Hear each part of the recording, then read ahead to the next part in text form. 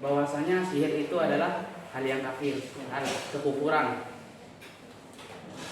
Wa anna muta'allimahu kafirun, dan yang mempelajarinya otomatis juga melakukan kekufuran.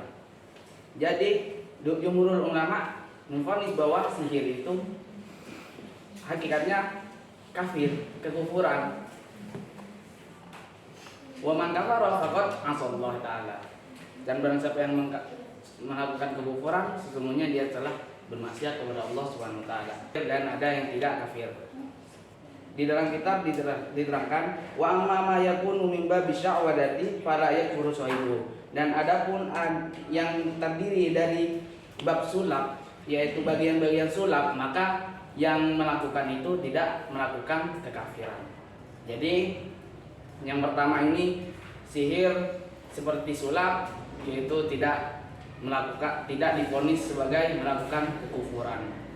Dan adapun yang melakukan kekufuran, yaitu yang telah dicontohkan, insya Allah tak lagi akan dicontohkan lagi oleh yang pertama kan tadi dicontohkan oleh siapa? Bang Ajril, yaitu tentang itu sihir apa. Nah, jadi begitu hukumnya juga. Terima kasih kepada saudara Harold yang mengajarkan lanjutnya tentang kisah-kisah nyata tentang sihir yang akan dijelaskan oleh Afina Ahad. Makanya kami persilakan. Terima kasih waktunya. Sebelumnya mungkin teman-teman yang tadi sudah dijelaskan sudah menceritakan kisah-kisah nyata tentang sihir. Nah, di sini saya akan menjelaskan klasifikasi dulu. Klasifikasi sihir di Indonesia itu ada 4. Yang pertama tuh emang sihir tuh ada 4. Mungkin orang-orang yang silat tuh udah tahu gitu. Udah tahu bahwa ada 4 jenis orang yang menyihir. Yang pertama ada santet, yang kedua ada teluh, yang ketiga ada tenung, yang keempat ada guna-guna. Yang pertama itu ada santet. Santet adalah suatu media atau suatu sihir yang menggunakan media jarak jauh. Jadi maksudnya bagaimana kita menyatet di sini yang terkena tuh jauh di sana. Meskipun kita tidak kontak langsung, tidak mengirimkan sesuatu terhadap dia, tetapi kita cukup menggunakan foto, nama ibu, terus ada kemenyan, terus ada sesajen dan sebagainya. Mungkin ya terus tanda-tanda orang yang terkena santet itu yang pertama mungkin ada datang ke rumahnya itu sebuah cahaya yang disebutkan mungkin orang-orang sini itu banaspati mungkin cahaya itu berbentuk api datang ke rumahnya dan langsung di rumahnya tersebut tuh ada tanda-tandanya. Pertama ada suara orang-orang banyak tetapi tidak ada orang sekalipun di rumah tersebut. Yang kedua mungkin ada suara piring pecah. Yang ketiga mungkin ada suara letupan yang mungkin tidak ada orang di rumah tersebut. Ciri-ciri orang yang terkena santet itu ada suatu kesakitan secara medis, tetapi tidak ada gejala-gejala atau tanda-tanda yang dialami oleh korban tersebut. Meskipun di ronsen, meskipun dicek ke dokter, tidak ada apa-apa, tidak divonis apa-apa oleh dokter, tetapi rasa sakitnya sangat mendalam. Yang kedua ada teluh. Teluh itu adalah sama media jarak jauh, tetapi dia harus mengirimkan sesuatu terhadap rumah orang tersebut. Dia mengirimkan seperti hanya mengirimkan pasir dengan mengambil pasir, lalu di jampi-jampi, lalu dikirimkan ke rumahnya, dilemparkan ke rumahnya. Dan alhasil orang yang dituju tersebut tuh akan mendapatkan kesakitan yang dimana kesakitan tersebut akan ditandai dengan benjo di badannya, dimana benjo tersebut selalu berpindah-pindah. Jadi benjo di sini besoknya ada di mana ya. Jadi benjo tersebut berisi ada urik-urik, ada lipan, ada kelabang dan sebagainya. Jadi teluh tuh bagusnya tuh atau anehnya tuh berisi menggunakan makhluk hidup kayak yang tadi disebutkan. Nah, yang ketiga ini ada kemajuan zaman dari sihir. Kemajuan zaman dari sihir dikarenakan disebut kemajuan karena sama seperti tadi, antara perpaduan antara santet sama sama teluh, tetapi ini menggunakan media jarak jauh dan juga dia bisa mengirimnya lewat bawah tanah, di mana sihir tersebut dikirimkan lewat bawah tanah dan tanda tangannya seperti orang yang terkena teluh tadi. Terdapat benjolan, tetapi benjolan tersebut berisi ada paku, terus jarum, dan jika makan juga tidak mungkin tiba-tiba ada paku juga kemakan, terus ada staples dan sebagainya. Mungkin itu adalah orang yang terkena tenung. Yang keempat ada guna-guna. Mungkin guna-guna ini banyak jenisnya. Yang pertama mungkin ada bisa orang terpikat kepada orang tersebut dengan caranya seperti apa? Dengan mengasih minuman yang dimana minuman tersebut berisi jampi-jampi atau dicampur apa yang sehingga orang tersebut terkunci hatinya, terkunci pikirannya, hanya tertuju kepada orang yang mengirim atau yang menarik kepadanya. Mungkin itu 4.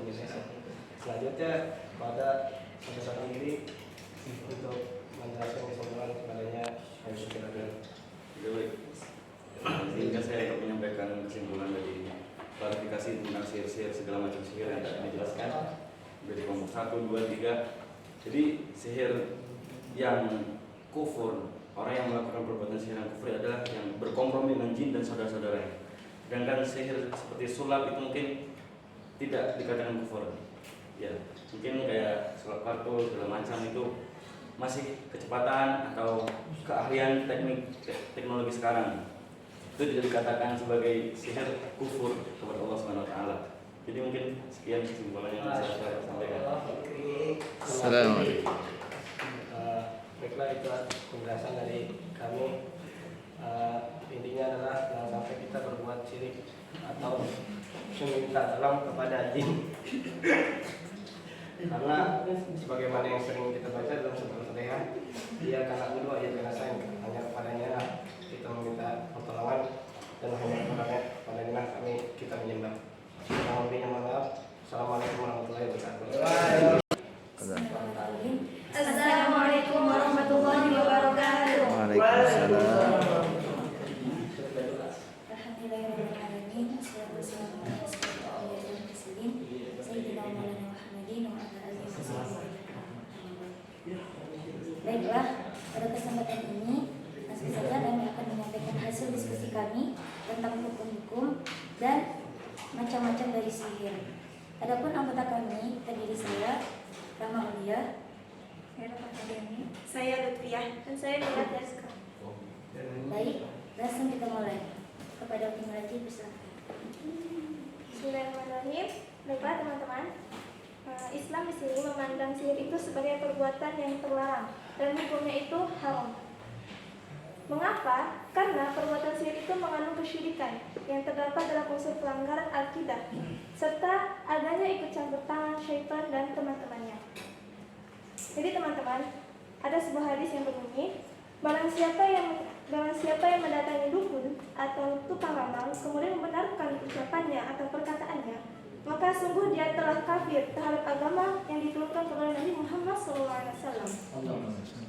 Jadi teman-teman, dari hadis tersebut kita memiliki sebuah contoh, mengangkat sebuah contoh yang mana pada zaman dahulu hingga saat ini masih ada terjadi sebuah peristiwa yang mana orang awam atau orang yang terdahulu, yang orang pedalaman gitu, mendatangi atau bertanya kepada seorang dukun atau orang pintar, dan mereka itu percaya 100% kepada dukun tersebut, seperti masa depannya, jodohnya, dan lain sebagainya.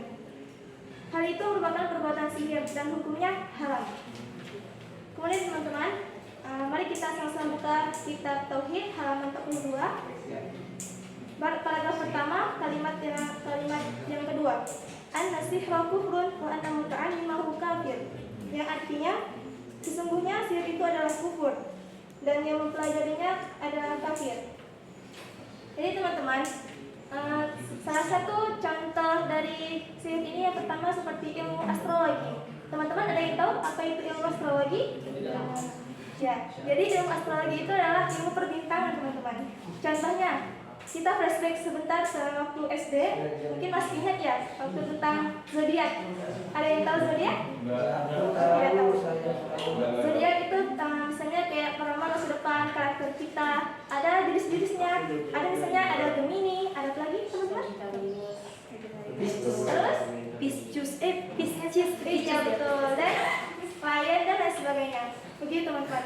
Jadi sihir terhadap zodiak itu merupakan salah satu sihir atau yang Allah larang. Kemudian di dalam Quran surah Al-Baqarah ayat 165 Allah berfirman, A'udzu billahi minasyaitonir rajim. Bismillahirrahmanirrahim. Wa minan nasi man yattakhidhu min dunillahi andadan yuhibbunahum ka hubbillah. Yang artinya, dan di antara manusia ada orang yang menyembah Tuhan selain Allah sebagai tandingan yang mereka cintai seperti mencintai Allah Subhanahu wa taala. Jadi teman-teman, di sini Ana menekankan ketika kita sudah melakukan hal tersebut, maka bertaubatlah dan ingat kita sebagai seorang santri sebaiknya menjauhi hal-hal yang berkaitan dengan sihir tersebut. Terima kasih. Baik, Baik, terima kasih kepada Ustaz Melati. Poin yang kedua kita ambil di baris yang kedua teman-teman, di kalimat fiha bisyayatin wal kawakib. Nah, saya garis besar di Al-Kawakib, terdapat dalam surat Al-Mulk ayat 5, A'udzubillahi minasyaitonir rajim. Wa laqad zayyana as-samaa'a ad-dunya bimasabiha wa ja'alnaha rujuman lisyayatin. Dan sungguh telah kami hiasi langit yang dekat dengan bintang-bintang dan jadikannya bintang-bintang itu sebagai alat pelempar setan. Nah, di sini kita mengetahui jelas ya, Allah menjelaskan bahwa bintang yang jatuh itu adalah pelempar setan yang mencuri derita dari langit. Illa man istaraqa sab'a fatba'u syihab. Nah, di zaman sekarang orang-orang Nasrani, bahkan mungkin ada sebagian orang Muslim yang mempercayai ketika komet atau bintang itu jatuh akan mengabulkan doa. Misalkan seperti kata I wish dia jodohku, misal. Padahal itu sudah jelas Allah jelaskan sebagai pelempar setan. Nah, ada juga contoh-contoh, misalkan ketika ada pertandingan Piala Dunia misalkan, kan terkadang kita kepo gitu, siapa sih pemenangnya? Nah, bahkan orang-orang luar sana sampai bertanya kepada dukun-dukun atau peramal, siapa sih sebenarnya pemenang setelah pertandingan itu. Dan seringkali prediksi peramal dan dukun itu benar, dan ternyata bukan hanya kita yang kepo gitu. Ternyata Aisyah radhiyallahu anha juga bertanya kepada Rasulullah, wahai Rasulullah, sesungguhnya beberapa dukun pernah menceritakan sesuatu kepada kami dan kami mendapati apa yang mereka ceritakan itu benar. Rasulullah SAW bersabda, itu adalah kalimat benar yang disambar oleh jin lalu dengan cepat dilemparkan ke telinga walinya, yaitu peramal atau dukun itu, tetapi dalamnya sudah dia tambahi dengan 100 perusahaan. Hadis riwayat Muslim. Bismillahirrahmanirrahim. Rakizu ilal jumlah wa man takallafa syai'an wukila ilaihi, rawahun Nasai. Maknanya di sini adalah ketika seseorang meminta bantuan kepada dukun, maka otomatis naudzubillahi min dzalik, dia akan bersandar kepada jin, dan jin tersebut akan meminta banyak sekali syarat. Seperti contohnya orang ikut IKS, SH, mereka syaratnya untuk masuk harus apa? Harus datang ke kuburan, bermalam di sana misalnya, atau makan daging ayam hidup-hidup gitu. Misalnya seperti itu. Maka dari itu sudah jelas hukumnya di sini bahwa sihir itu syirik, syirik itu dilarang oleh agama Islam. Dan Allah Ta'ala berfirman dalam surat Al-A'raf ayat 186. Wa may yudlilillahu fala hadiyalah wa yadharuhum fi tughyanihim ya'mahun. Yang artinya, barang siapa dibiarkan sesat oleh Allah, maka tidak ada yang mampu memberi petunjuk. Allah membiarkannya terombang-ambing dalam kesesatan. Sudah jelas di sini syirik itu sesat dan dhalal. Fattaqullaha mastata'tu. Maka siapa yang masih melakukan hal ini sungguh terlalu. Oke, sekarang akan tiupan disertai ludah. Biasanya kita lihat di Indosiar ada yang minta tolong ke badukun baca mantra humbalang-humbalang buah gitu ya. Seperti itu contohnya. Nah, selanjutnya jenis kedua adalah sihir pemisah. Dalam surat Al-Baqarah ayat 102, فَيَتَعَلَّمُونَ مِنْهُمَا مَا يُفَرِّقُونَ بِهِ بَيْنَ الْمَرْءِ وَالزَّوْجِ. Contoh realnya adalah ada suami istri yang sakinah mawaddah warahmah. Tiba-tiba ada lelaki lain yang menyukai istri tersebut. Kemudian apa? Dia pergi ke badukun. Sama badukunnya dikasih boneka ini. Kamu tusuk dada boneka ini, itu nanti suaminya akan meninggoy. Gitu.